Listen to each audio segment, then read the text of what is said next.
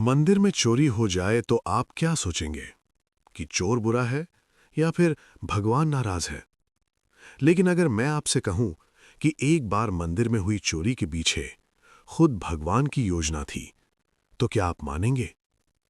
एक अमीर आदमी 5,000 रुपए के जूते पहनकर मंदिर गया। सीढ़ियों पर जूते उतारे और एक भिखारी से कहा, भाई जरा इनका ध्यान रखना।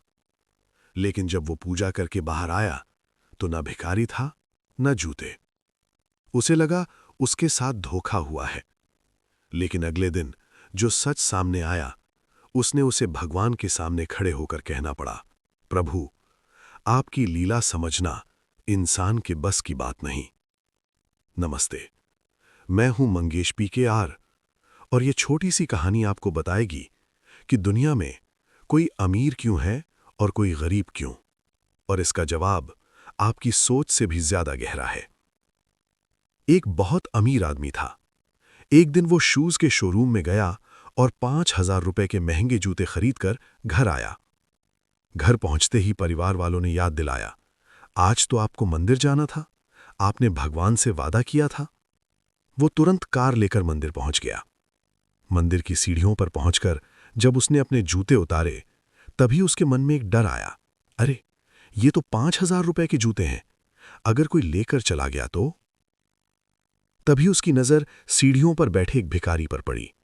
वो उसके पास गया और बोला, भाई साहब, मैं मंदिर के अंदर जा रहा हूं, कृपया इन जूतों का ध्यान रखना, बहुत महंगे हैं, हाथ जोड़कर कह रहा हूं। भिखारी बोला, ठीक है साहब, आप जाइए। अमीर आदमी मंदिर के अंदर गया, भगवान के सामने खड़ा होकर प्रार्थना करने लगा। लेकिन तभी उसके मन में एक सवाल उठा, भगवान, आपने कैसी दुनिया बनाई है?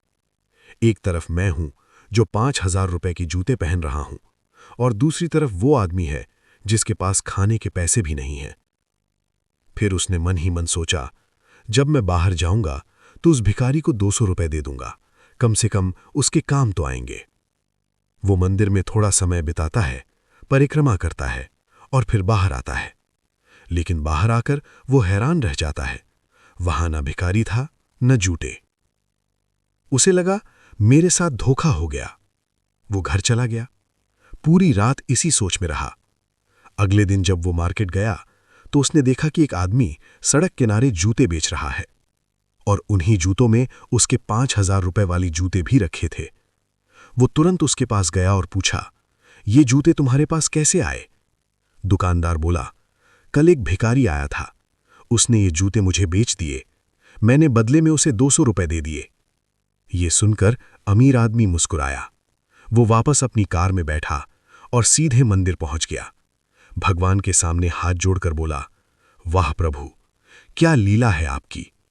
आप उस भिखारी को 200 रुपए दिलवाना चाहते थे, पहले आपने मुझे चुना, लेकिन वो भिखारी अपना जीवन बदलना ही नहीं चाहता था, इसलिए उसने चोरी की और अंत में वही 200 रुपए उसे मिल गए। दोस्तों, दुनिया में जो कुछ भी हो रहा है उसके पीछे एक अदृश्य विज्ञान है, और उस विज्ञान का नाम है कर्म। आज आप जहां हैं वो शायद आपके पुराने कर्मों का परिणाम है। इसलिए जीवन में ऐसे कर्म कीजिए कि जब कोई आपसे कहे कि तुझे तेरे कर्मों का फल मिलेगा, तो वो आपको आशीर्वाद जैसा लगे, श्राप जैसा नहीं। जय हिंद, जय जय सिया राम, जय जय श्री हनुमान।